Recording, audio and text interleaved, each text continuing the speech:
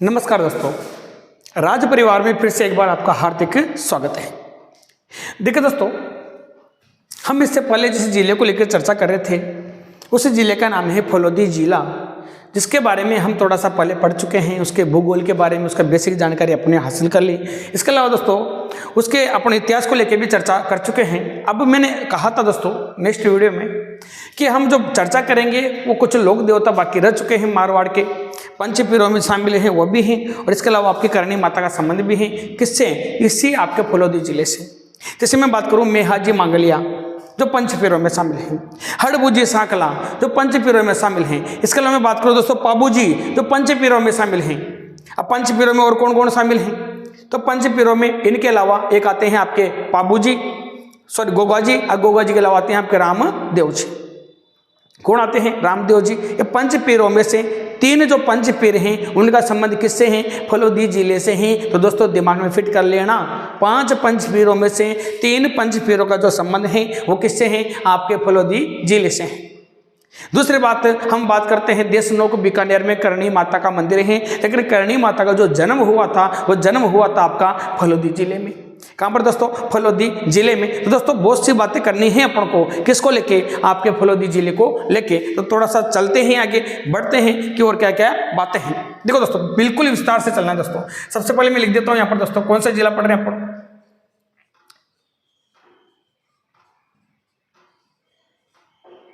फलोदी जिला। अब फलोदी जिला में दोस्तों मैं जिस पंचपीर की मैं आज बात करने वाला हूं उन पंचपीर का नाम है दोस्तों मेहाजी मांगलिया। मेहाजी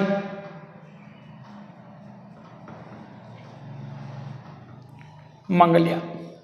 अब दोस्तों सबसे पहले बात करता हूं कि जो मेहाजी मांगलिया हैं इनका जो मंदिर है वो मंदिर कहां पर है। सबसे पहले बात कर लेते हैं दोस्तों, इसका मंदिर बना देता हूं मैं मेहाजी मांगलिया का मंदिर, और मंदिर के अकॉर्डिंग ही अपन को चर्चा करनी है। मान लीजिए दोस्तों ये आपका मेहाजी मांगलिया है। आज मेहाजी मांगलिया का जो मंदिर बना हुआ है वो बना हुआ है दोस्तों आपका बापिनी गांव। बापिनी गांव, और बापिनी जो गांव है दोस्तों पहले पड़ता था आपके जोधपुर में, और वर्तमान में कहां पड़ता है? आपके फलोदी में। कहां पड़ता है दोस्तों? आपके फलोदी में पड़ता है। किसका मंदिर? मेहाजी मांगलिया का मंदिर आपके फलोदी में पड़ता है। अब फलोदी में पड़ता है तो दोस्तों यहाँ पर इनकी प्रतिमा स्थित है। मंदिर के अंदर क्या है दोस्तों? इनकी प्रतिमा स्थित है। किनकी? मेहाजी मांगलिया के क्या है दोस्तों? प्रतिमा स्थित है। घोड़े पर सवार है। क्या है दोस्तों? इनकी प्रतिमा स्थित है। हाथ में क्या है दोस्तों? बाला है।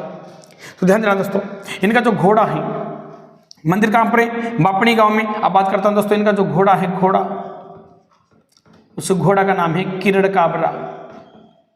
किरण काबरा। क्वेश्चन आ जाए कि इनके घोड़े का नाम क्या है, तो दोस्तों याद रखना घोड़े का नाम क्या है?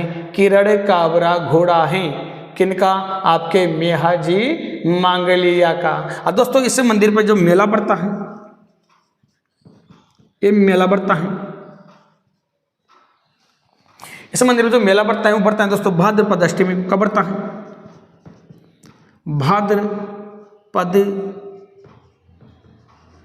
अष्टमी को, जिसको दोस्तों मेहाजी की अष्टमी कहा जाता है। मेहाजी की क्या बोलते हैं दोस्तों?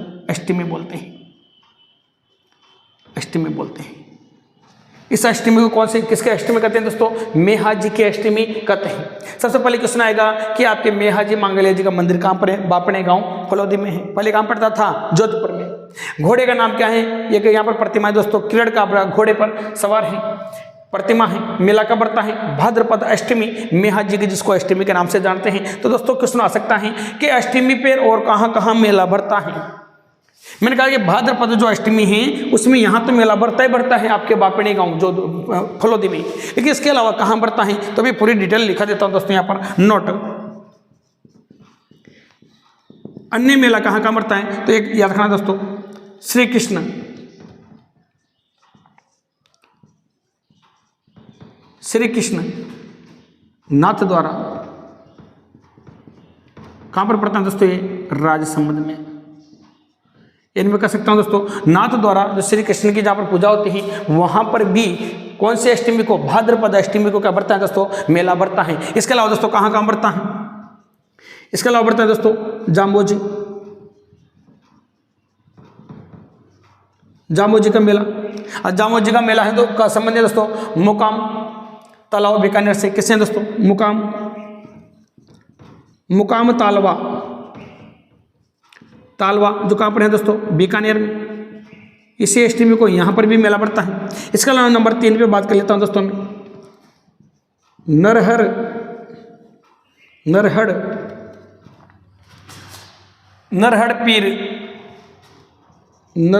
पीर जिनका संबंध है चिड़ावा। चिड़ावा कहाँ पड़ता है दोस्तों? आपके झुंझुन में। दोस्तों इनको आपको पता हो तो शक्कर बाबा का क्या लगता है यहाँ पर? उर्स लगता है। किसका दोस्तों? शक्कर बाबा का उर्स लगता है। नरहड़ पीर को ही शक्कर बाबा कहा जाता है और शक्कर बाबा का क्या लगता है दोस्तों? यहाँ पर उर्स लगता है। तो दोस्तों हमने मोटी मोटी बातें क्या जान ली कि जो मेला बढ़ता है वो भाद्रपद अष्टमी को बढ़ता है, जिसको मेहाजी की अष्टमी कहा जाता है। लेकिन क्वेश्चन आ जाए कि अष्टमी को, भाद्रपद जो अष्टमी आती है इस समय राजस्थान में कहाँ कहाँ मेले बढ़ते हैं? तो कहाँ कहाँ मेले बढ़ते हैं? तो श्री कृष्ण जी का मेला आपको पता है नाथद्वारा में राजसमंद में बढ़ता है। दूसरा जाम्बोजी का मेला है मुकाम तालाब बीकानेर में बढ़ता है। तीसरा नरहड़ पीर चिड़ावा झुंझुन में बढ़ता है, जिसको शक्कर बाबा का उर्स कहा जाता है। किसका उर्स कहा जाता है? शक्कर बाबा का उर्स कहा जाता है। इसके अलावा मैं बात करता हूँ मेहाजी मांगलिया और किस लिए जाने जाते हैं और क्या क्या बातें हैं। सामान्य परिचय पढ़ लेते हैं इनका दोस्तों। सामान्य परिचय है दोस्तों, देखो क्या है कि सभी मांगलिया जाति के, मांगलिया जाति के इष्ट देवता है, इष्ट देव। क्वेश्चन आ जाए कि सभी मांगलिया जाति के इष्ट देव किसे कहा जाता है? तो याद रखना दोस्तों मेहाजी मांगलिया को कहा जाता है। आगे बात करता हूं दोस्तों, इन्होंने जीवन भर गायों की रक्षा की, गायों की रक्षा की, धर्म के मार्ग पर चले, धर्म के मार्ग पर चले, सामान्य जीवन बिताया, सामान्य जीवन बिताया। किन्होंने दोस्तों? मेहाजी मांगलिया ने। हमेशा अपने जीवन में सामान्य जीवन जीते हुए धर्म के मार्ग पर चलते रहे और दोस्तों गायों की रक्षा की और गायों की रक्षा करते हुए अपने प्राणों को त्याग दिया। किसकी रक्षा करते हुए दोस्तों? गायों की रक्षा करते हुए। और कैसे त्यागे, किससे छुड़ाई थी मेहाजी मांगलिया ने गाय? तो दोस्तों किससे छुड़ाई थी? तो देखो उसकी चर्चा कर लेते हैं, ध्यान देना दोस्तों। देखो दोस्तों किससे छुड़ाई थी गाय? तो ध्यान देना, जैसलमेर के शासक, जैसलमेर के शासक राणंगदेव भाटी के साथ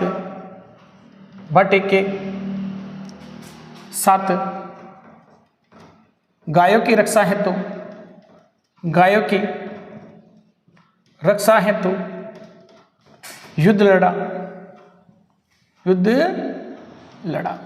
इसके अलावा बात कर लेता हूं दोस्तों, इनके मंदिर में जो पुजारी होता है वो पुजारी होता है दोस्तों मांगलिया जाति का। किसका दोस्तों? मांगलिया जाति का पुजारी होता है। इस मांगलिया जाति की पुजारी में एक विशेषता है दोस्तों, मेहाजी मांगलिया के जो पुजारी होते हैं, याद रखना दोस्तों, इनके वंश में कभी पुत्र की उत्पत्ति नहीं होती, यानी कह सकता हूं पुत्र की वृद्धि नहीं होती। दोस्तों जो इनकी पूजा करता है उनके कभी संतान की उत्पत्ति नहीं होगी। दूसरी बात, उनको गोद लेकर ही अपना वंश चलाना पड़ता है। क्या करके दोस्तों? गोद लेकर ही अपना वंश चलाना पड़ता है। मेहाजी के पुजारी के वंश में कभी पुत्र की उत्पत्ति नहीं होती। तो ये बात मैं लिख देता हूं, इनके वंश में, किनके वंश में? जो मेहाजी की पूजा करते हैं, इनके वंश में, इनके वंश में कभी भी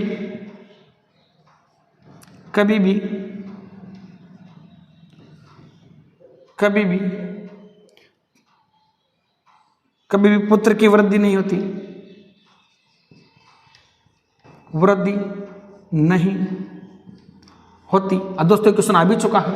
ऐसे कौन से पंचपीर हैं जिनके पुजारी के वंश में कभी वृद्धि नहीं होती? क्वेश्चन पूछा भी जा चुका है दोस्तों। तो उनका नाम है मेहाजी मांगलिया। क्या नाम है दोस्तों? मेहाजी मांगलिया। तो दोस्तों मेहाजी मांगलिया के बारे में आप लोगों के सामने संपूर्ण फैक्ट मैंने रख दिया है। किसके बारे में दोस्तों? मेहाजी मांगलिया के बारे में। इससे ज़्यादा कुछ आएगा नहीं और आने वाला भी नहीं है। तो दोस्तों हमने क्या क्या पढ़ा कि मेहाजी मांगलिया का जो मंदिर है वो बापने गांव फलोदी में है। इनका जो घोड़ा है, घोड़ा कैसा है? किरण काबरा घोड़ा है। कैसा दोस्तों? किरण काबरा घोड़ा है। मेला कब पड़ता है? भाद्रपद अष्टमी, या जिसको मेहाजी की अष्टमी कहा जाता है। इसके अलावा अष्टमी को इन 3 जगह पर भी क्या बढ़ते हैं दोस्तों?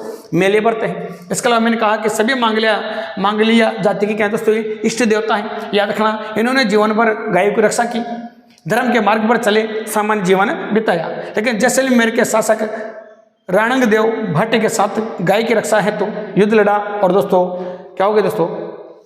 ईश्वर को प्यारे हो गए। तो इनका पुजारी है वो मांगलिया जाति का होता है। इसके वंश में कभी पुत्र की वृद्धि नहीं होती या इसका वंश कभी आगे नहीं बढ़ता। इनको गोद लेकर ही अपना वंश चलाना पड़ता है। तो दोस्तों अगर यहाँ तक की बात समझ में आई है तो यहाँ तक का स्क्रीनशॉट लीजिए।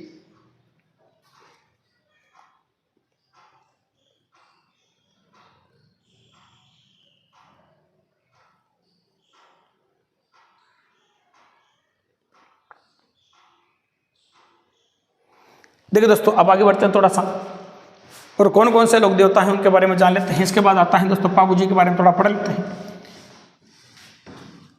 लोक देवता पाबूजी। पाबूजी की कहानी भी है दोस्तों बहुत अच्छी। देखिए दोस्तों पहले विस्तार से जान लेते हैं, लास्ट में कहानी सुनते हैं। देखो सबसे पहले मैं लिख देता हूं यहाँ पर, टॉपिक लगा देते हैं पाबूजी। पाबूजी राठौड़, इनका सामान्य परिचय पढ़ लेते हैं पहले तो, उसके बाद बात करेंगे थोड़ा सा आगे। जो पाबूजी राठौड़ का जो जन्म हुआ दोस्तों, ये जन्म हुआ था 1239 में। और कहाँ हुआ था तो याद रखना दोस्तों, कोलूमंड गांव, जो वर्तमान पहले जोधपुर में था दोस्तों, वर्तमान में कहाँ पर है? ये फलोदी में है। तो कब हुआ था जन्म दोस्तों? जन्म हुआ था 1239 में। कहाँ पर? कोलूमंड गांव जोधपुर में पाबूजी राठौड़ का जन्म होता। मैं अगली बात कर लेता हूं दोस्तों, इनका जन्म हो गया, जन्म के बाद बात कर लेता हूं इनके पिता का नाम क्या है। पिता का नाम है दोस्तों धांधल दे राठौड़। धांधल दे राठौड़ है। इनकी माता का क्या नाम है? सामान्य परिचय दोस्तों आता है क्वेश्चन। इनकी माता का नाम है कमला दे। क्या नाम है? कमल दे या कमला दे? कमला दे। फिर मैं बात करता हूं इनकी पत्नी का क्या नाम है। इनकी पत्नी का नाम है दोस्तों सुप्यार दे, या इसी को कहते हैं दोस्तों इनकी पत्नी को फूलम दे। तो दोस्तों जो सुप्यार दे, जब फूलम दे हैं, ये कहाँ की थी? तो याद रखना दोस्तों, अमरकोट के शासक सूरजमल सोडा की पुत्री, सूरजमल सोडा की क्या थी दोस्तों? ये पुत्री थी। इसके अलावा मैं बात कर लेता हूं दोस्तों, इनके गुरु का क्या नाम है। इनके गुरु का क्या नाम है? समर्थन भारती या गोरखनाथ। इनके गुरु का नाम है दोस्तों समर्थ भारती, या इनके गुरु का नाम है दोस्तों गोरखनाथ। सामान्य परिचय, फिर उसके बाद कहानी सुनते हैं। इनके गुरु का नाम हो गया दोस्तों, इनका घोड़े का क्या नाम है? घोड़े का नाम है दोस्तों केसर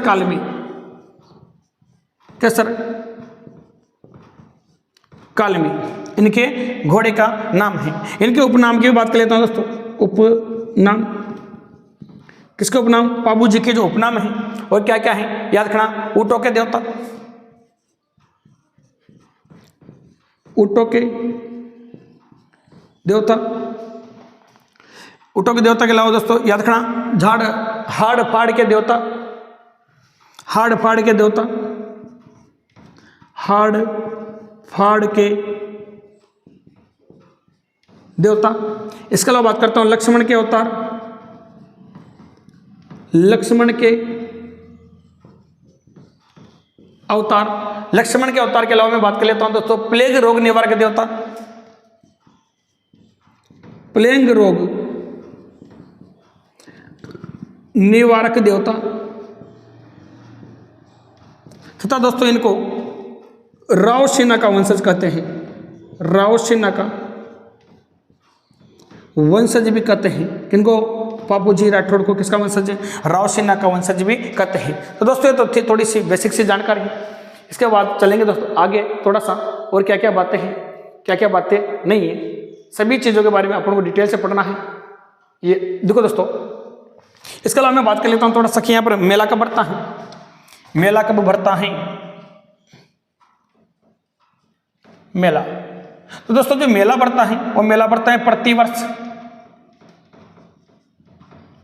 प्रतिवर्ष चैत्र अमावस्या को, प्रतिवर्ष चैत्र अमावस्या को क्या भरते हैं दोस्तों? मेला भरता है। इसके बारे में बात कर लेते हैं दोस्तों आगे क्या क्या बातें हैं। देखो दोस्तों ध्यान देना, मैंने कहा कि इनका जो जन्म हुआ था, इनका जन्म हुआ 1239 ईस्वी में कोलूमंड गांव फलोदी में हुआ था। फिर बात करता हूं पिता कौन थे? धांधल दे राठौड़। माता कौन थी? कमला दे या कमल दे आता है। इसके अलावा पत्नी कौन थी? सुप्यार दे, ये पत्नी का नाम है। फुलम दे। इसके अलावा मैं बात करता हूँ ये कहाँ की थी? अमरकोट के शासक कौन है दोस्तों? सूरजमल सोडा की क्या थी? पुत्री थी। फिर बात करता हूँ गुरु कौन था? समर्थ भारती या गोरखनाथ थे। इसके अलावा मैं बात करता हूँ घोड़े, घोड़े की बात करूँ तो केसर कालीमिनी की घोड़ी थी जो देवल चारानी की थी। इनके कोलूमंड गांव में दोस्तों एक महिला रहती थी जिसका नाम था देवल चारानी, और उसी के पास एक घोड़ी थी जिसका नाम था केसर कालीमिनी। इसके अलावा मैं बात करता हूँ दोस्तों, देखो सर्वप्रथम राजस्थान में ऊँट लाने का श्रेय किसको जाता है? ऊँट लाने का श्रेय किसे जाता है? बाबूजी को। ऊँटों के देवता हैं। इसके अलावा हाड़ फाड़ के देवता हैं, लक्ष्मण के अवतार हैं, प्लेग रोग के क्या हैं दोस्तों? निवारक हैं, और राव सेना के क्या माने जाते हैं? वंशज माने जाते हैं। और जो मेला बढ़ता है वो प्रतिवर्ष चैत्र अमावस्या के दिन मेला बढ़ता है। कब दोस्तों? प्रतिवर्ष चैत्र अमावस्या के दिन मेला बढ़ता है। तो देखो दोस्तों ध्यान देना, कंडीशन क्या है। देखिए ये है आपका कोलूमंड,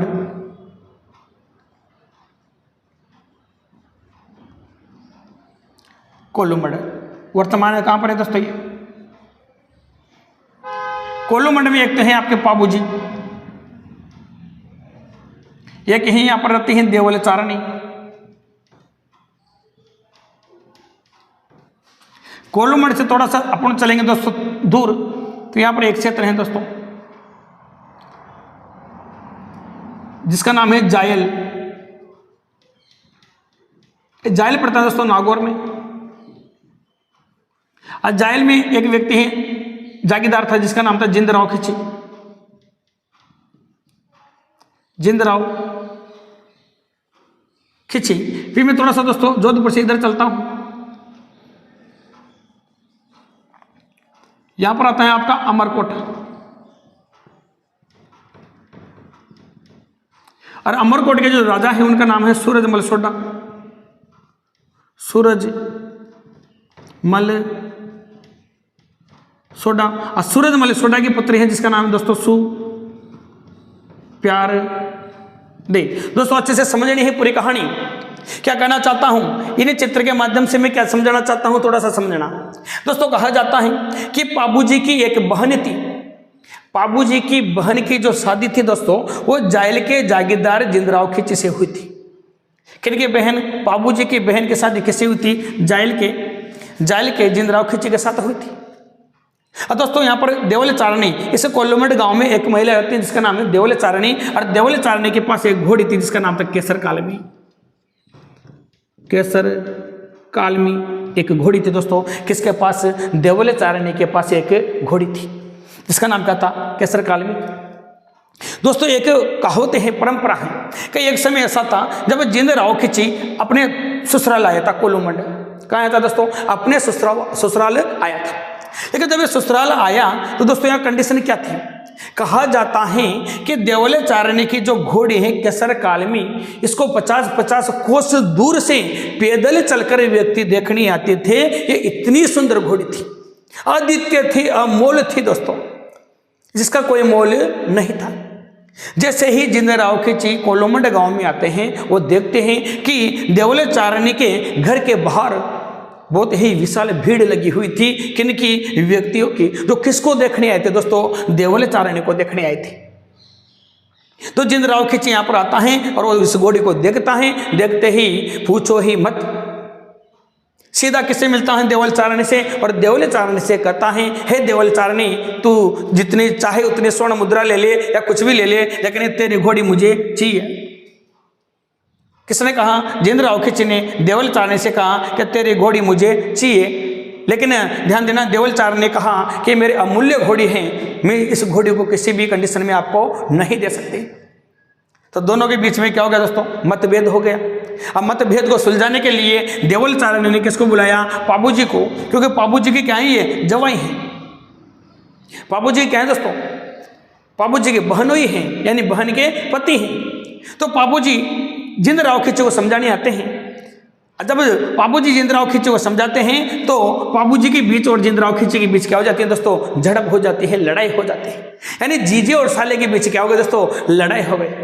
लड़ाई होने के बाद दोस्तों ये जिंदराव खिची नाराज होकर वापस जायल चला जाता है, अपने क्षेत्र में वापस जायल चला जाता है। लेकिन कुछ समय बाद दोस्तों अमरकोट में सूरजमल सोडा की पुत्री के साथ आपके पाबूजी का क्या तय हो जाता है? विवाह तय हो जाता है। अब एक बात बताइए, पाबूजी का विवाह तय हो गया तो पाबूजी बारात लेके अमरकोट जाएंगे नहीं जाएंगे?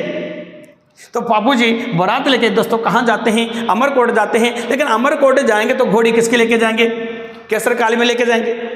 अब केसर काली में घोड़ी तो लेके जाएंगे, लेकिन बताओ दोस्तों, क्या इससे पहले पाबूजी अपने विवाह में अपनी बहन को नहीं बुलाएंगे? तो दोस्तों पाबूजी पत्र लेके, नोता लेके एक ही व्यक्ति को कहाँ भेजता है? जायल नागौर भेजता है। और नागौर किसके पास भेजता है? जिंदराव खिची के पास। लेकिन जीजे साले के बीच बहुत बड़ी लड़ाई हो गई थी। इन्होंने कहा था कि मैं आज के बाद मेरे ससुराल में पैर भी ना रखूं, लेकिन फिर भी ये निमंत्रण भिजवाते हैं। तो याद रखना दोस्तों, जो जायल नागौर का जो जिंदराव खिची था, जिसके साथ कार्ड भिजवाते हैं, निमंत्रण भिजवाते हैं, ये उनको मार देता है। लेकिन मारने के बाद फिर पाबूजी दोबारा किसी को भी नहीं भेजते, क्योंकि ये बिल्कुल क्लियर जवाब दे देता है कि मैं बिल्कुल कोलूमंडिया मेरे ससुराल में पैर भी नहीं रखूं और तेरी बहन को भी नहीं आने दूं। इतना विवाद होने के बाद दोस्तों पाबूजी को लगा कि अब जीजा जी तो आने वाले नहीं हैं, इससे तो अच्छा है जीजा जी के चक्कर में मैं कुंवारा रह जाऊंगा। जब कुंवारा रह जाऊंगा तो ऐसा करता हूँ कि बारात लेके कहाँ जाता हूँ?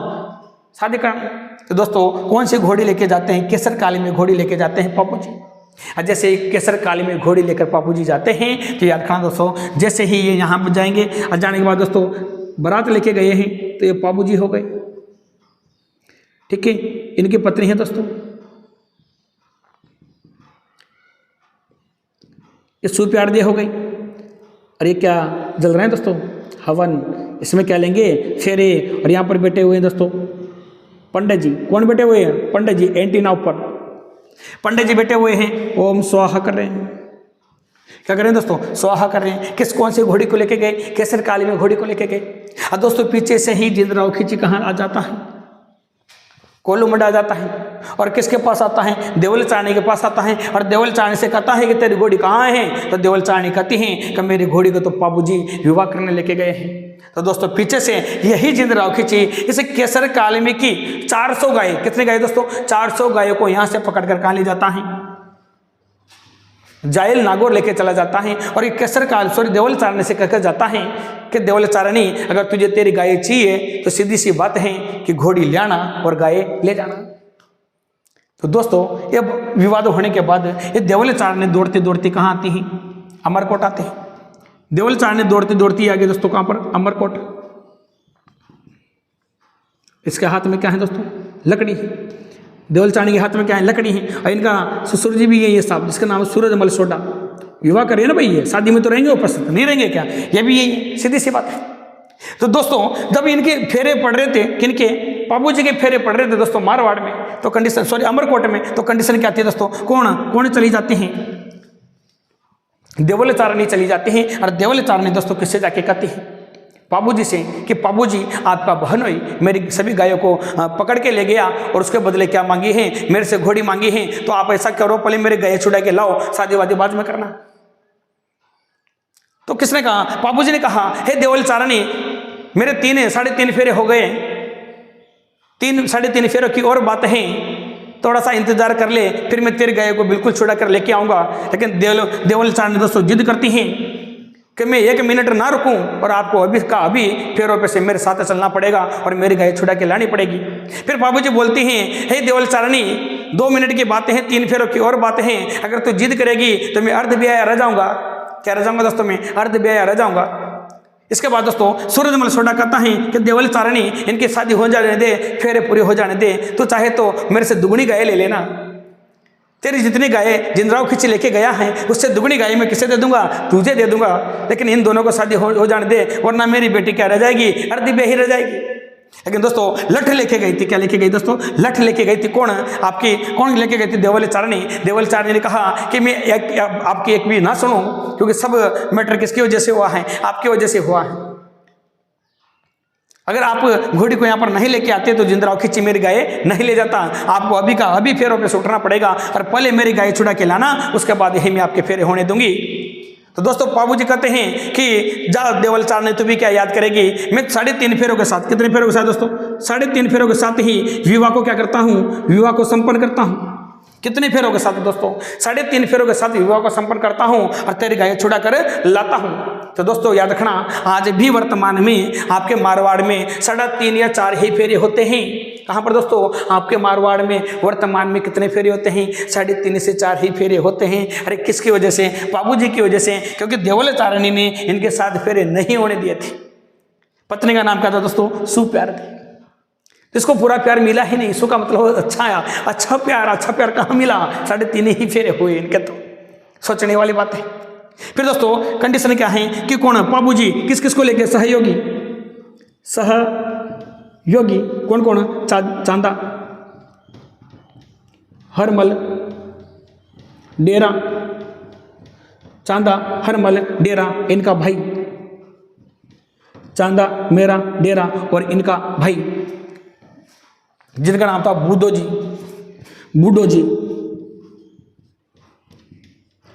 जी। इन सभी को लेकर दोस्तों ये कहाँ जाते हैं? बताइए मुझे, कहाँ जाते हैं? जिंदराव खींची से गाय छुड़ाने जाते हैं। कौन से घोड़ी को लेकर? केसर काली में घोड़ी को लेकर। अच्छा वे गाय छुड़ाने गए दोस्तों, तो ये यारखना देचू गांव, कौन सा गांव है? देचू गांव। और दोस्तों देचू गांव पड़ता है आपका जोधपुर में। देचू गांव कहाँ पड़ता है दोस्तों? जोधपुर में। तो भी गाय छुड़ा के लाई तो दोस्तों देचू गांव जोधपुर में। तो जिंदराव खींची और किसके बीच में युद्ध हो गया? पाबूजी के बीच में युद्ध हो गया। तो याद रखना दोस्तों, देवल चारणी की गाय छुड़ाते गाय तो छुड़ा के ले आए, लेकिन गाय छुड़ाते इनके सहयोगी के साथ चांदा, हरमल, डेरा और इनका भाई बूढ़ो जी सभी दोस्तों इस युद्ध में क्या हो जाते हैं? शहीद हो जाते हैं। लेकिन देवल चारणी की गाय जरूर छुड़ा कर लाते हैं। तो दोस्तों याद रखना, इस डेचू गांव में किसकी मृत्यु हुई थी? पाबूजी की। तो पाबूजी की समाधि कहाँ बनी हुई है? क्वेश्चन आ जाए कि पाबूजी की जो समाधि है वो समाधि कहाँ बनी हुई है? तो समाधि बनी हुई दोस्तों कौन से गांव में? देचू गांव। देचू गांव कहाँ पर पड़ता है? जोधपुर में। गाय छुड़ाने कहाँ गए थे? जायल नागौर गए थे दोस्तों। इसी कारण पाबूजी के गायों की रक्षार्थ हैं तो क्या हुए? प्राण गए। इसी कारण दोस्तों इनको पंचपीरों में सम्मिलित किया जाता है। किसमें दोस्तों? पंचपीरों में सम्मिलित किया जाता है। तो पाबूजी की थोड़ी सी ये कहानी थी दोस्तों, जो मुझे उम्मीद है कि बिल्कुल आपको समझ में आई होगी। याद रखना, मारवाड़ में आज भी 3.5 फेरे या 4 फेरे ही होते हैं। तो दोस्तों यहाँ तक का स्क्रीनशॉट लीजिए। फिर पाबूजी के बारे में और क्या क्या बातें हैं उनके बारे में डिटेल से पढ़ते हैं। स्क्रीनशॉट लीजिए दोस्तों।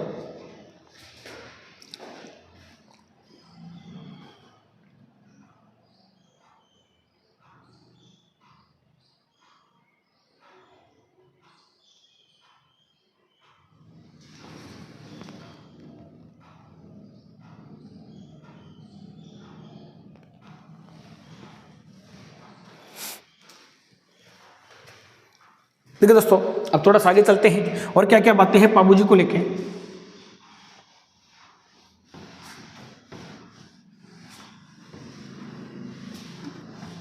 देखिए इसके अलावा मैं बात करता हूं दोस्तों, अभी बात हुई थी थोड़ी देर पहले कि ऊँट लाने का श्रेय किसे जाता है? पाबूजी को। देखो सबसे पहले बात कर लेता हूं ऊट लाने का श्रेय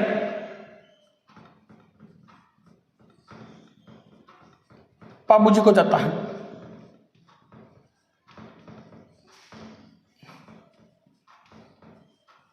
यानी हमने थोड़ी देर पहले पढ़ा दोस्तों इनके उपनाम में कि ऊँटों के देवता कौन है, बाबूजी।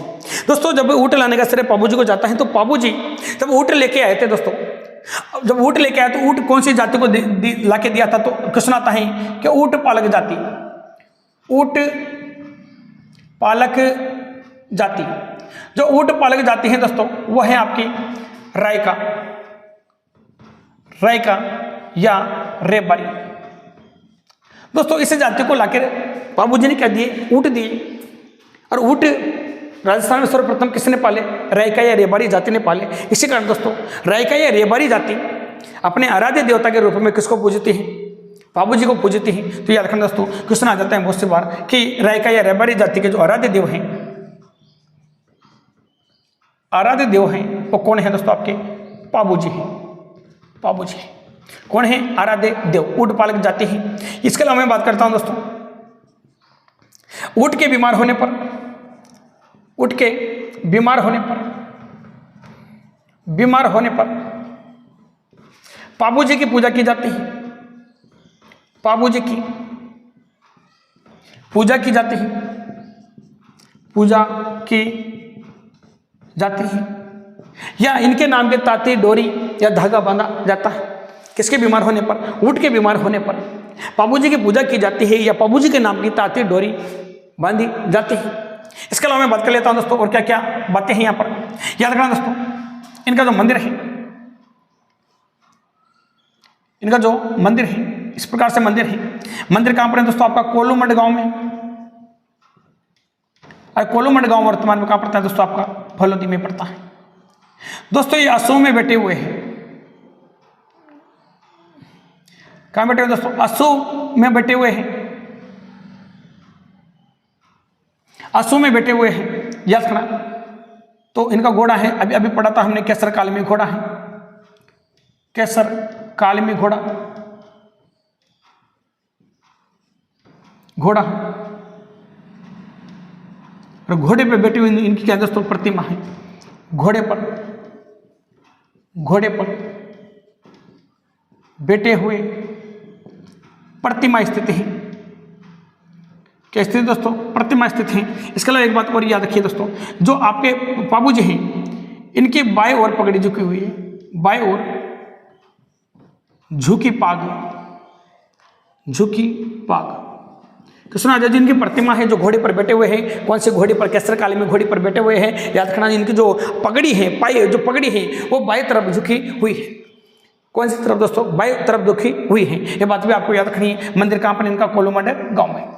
इनके अलावा दोस्तों अन्य मंदिर हैं, अन्य मंदिर हैं दोस्तों बाबूजी का, वो है आपके आहड़। और आहड़ कहां पड़ता है,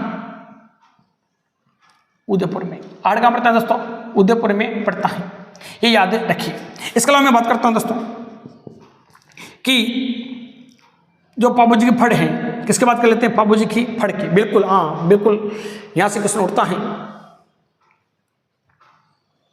बाबूजी की फड़ सबसे लोकप्रिय फड़ है। देखिए दोस्तों, क्वेश्चन आ जाएगा, सबसे बड़ी फड़ तो रामदेव जी की है। सबसे लोकप्रिय फड़ बाबूजी की फड़, बाबूजी की क्या है दोस्तों, फड़ है। लेकिन क्वेश्चन आ जाएगा सबसे बड़ी फड़, नोट सबसे बड़ी फड़, सबसे बड़ी या लंबी फड़। लंबी फड़ इसको बांटने में सबसे ज्यादा टाइम लगता है, वो है आपके रामदेव जी की, सॉरी देवनारायण की, देवनारायण की। लेकिन सबसे लोकप्रिय कौन सी है दोस्तों, लोकप्रिय फड़ कौन सी है, बाबूजी की। याद रखना दोस्तों, इस फड़ का वाचन करते समय वाद्य यंत्र का प्रयोग किया जाता है। तो याद रखना, इस फड़ का वाचन करते समय, इस फड़ का वाचन करते समय, वाचन करते समय रावण हत्ता वाद्य यंत्र का प्रयोग किया जाता है। वाद्य यंत्र का प्रयोग किया जाता है, प्रयोग किया जाता है, ये याद रखिए। इसके अलावा में दोस्तों फड़ का वाचन, फड़ का वचन रायका या रेबारी या नायक जाति के भोपे करते हैं। नायक जाति के भोपे द्वारा इस फड़ का क्या किया जाता है, भोपे द्वारा वाचन किया जाता है, भोपे द्वारा वाचन किया जाता है, यानी बाची जाति ही वाचन किया जाता है। किसका दोस्तों, पाबू जी के फड़ का वाचन किसके द्वारा किया जाता है दोस्तों, याद रखना नायक जाति के भोपे द्वारा किया जाता है वैसे तो, लेकिन अगर नायक जाति ऑप्शन नहीं हो तो रायका रेबारी या नायक जाति के भोपे द्वारा इस फड़ का वाचन किया जाता है, जिसको पाबू जी की फड़ कहा जाता है। दोस्तों पाबू जी की फड़ बहुत ही ज़्यादा क्या दोस्तों लोकप्रिय है। दोस्तों बात में एक बात मैं बता दूं कि फड़ क्या होती है। फड़ क्या होती है दोस्तों, मान लीजिए कोई कपड़ा है, कपड़े पर बहुत सारे क्या उकेर दिए जाते हैं दोस्तों, चित्र उकेर दिए जाते हैं, किससे संबंधित, किसी भी लोक देवता से संबंधित, जो उनके जीवन में जो घटनाक्रम होता है दोस्तों, उन घटनाक्रम को लेके कोई फड़ उतार दी जाती है, और फड़ उतारने के बाद दोस्तों इसको कहीं बांध दिया जाता है या दीवार पर लटका दिया जाता है, और यहाँ पर दोस्तों भोपा खड़ा हो जाता है, और भोपा खड़ा होकर याद रखना एक एक चित्र के साथ एक एक चित्र को समझाते हुए लोगों को क्या करता है दोस्तों, इस फड़ को सुनाता है कि पाबू जी ने इस जगह ऐसा किया और ऐसा नहीं किया। तो एक कागज एक कपड़े पर उत्कीर्ण चित्र को क्या कहा जाता है दोस्तों, फड़ कहा जाता है। ये आपको याद रखना है, पड़ या फड़ कहा जाता है, ये आपको याद रखना है। तो दोस्तों ये आपके कौन से लोक देवता, आपके पाबू जी बिल्कुल लोक देवता कंप्लीट हो जाते हैं। थोड़ा सा मैं रिवाज कर देता हूँ और क्या क्या बातें हैं। ऊँट लाने का श्रेय पाबू जी को जाता है। किसका दोस्तों ऊँट लाने का श्रेय, ऊँट पालक जाति कौन सी, रायका या रेबारी है। राजस्थान में सर्वप्रथम तो ऊँट पाला था और रायका या रेबारी जाति ने पाला था। आराध्य देव किसके हैं दोस्तों, ये रायका या रेबारी जाति के क्या माने जाते हैं, आराध्य देव माने जाते हैं। ऊँट के बीमार होने पर पाबू जी की पूजा की जाती है या ताती डोरी या धागा बांधा जाता है। देखो दोस्तों एक क्वेश्चन आता है कि काली काशी की बीमारी में किस दूध का प्रयोग किया जाता है, तो ऊँटड़ी के दूध का प्रयोग किया जाता है। सबसे लोकप्रिय फड़ किसके, पाबू जी की फड़ है। नोट, सबसे बड़ी या सबसे लंबी जो फड़ हो देवनारायण जी की फड़ है। देवनारायण जी की फड़, देवनारायण जी की फड़ है। इस फड़ का वाचन करते समय रावण हत्यावादी यंत्र का क्या किया जाता है दोस्तों, प्रयोग किया जाता है। याद रखना फड़ का वाचन रायका रेबारी या नायक जाति के भोपे द्वारा किया जाता है। इसके अलावा देखो दोस्तों मंदिर है, क्या दोस्तों ये मंदिर है, और मंदिर में देखो कंडीशन क्या है, घोड़े पर बैठी प्रतिमा है, अश्वरोही प्रतिमा है, केसर काली में घोड़ी है, घोड़े पर बैठी हुई क्या दोस्तों प्रतिमा है। याद रखना बाएं ओर पग झुकी हुई है, कौन सी दिशा में, बाएं ओर पग झुकी हुई है। देखो इसके अलावा मैं बात करता हूँ दोस्तों, कोल्लू मठ कहाँ पर है, ये फलोदी में स्थित है। अन्य मंदिर कहाँ पर इनका, आहाड़ उदयपुर में। कहाँ पर दोस्तों, आहाड़ उदयपुर में अन्य मंदिर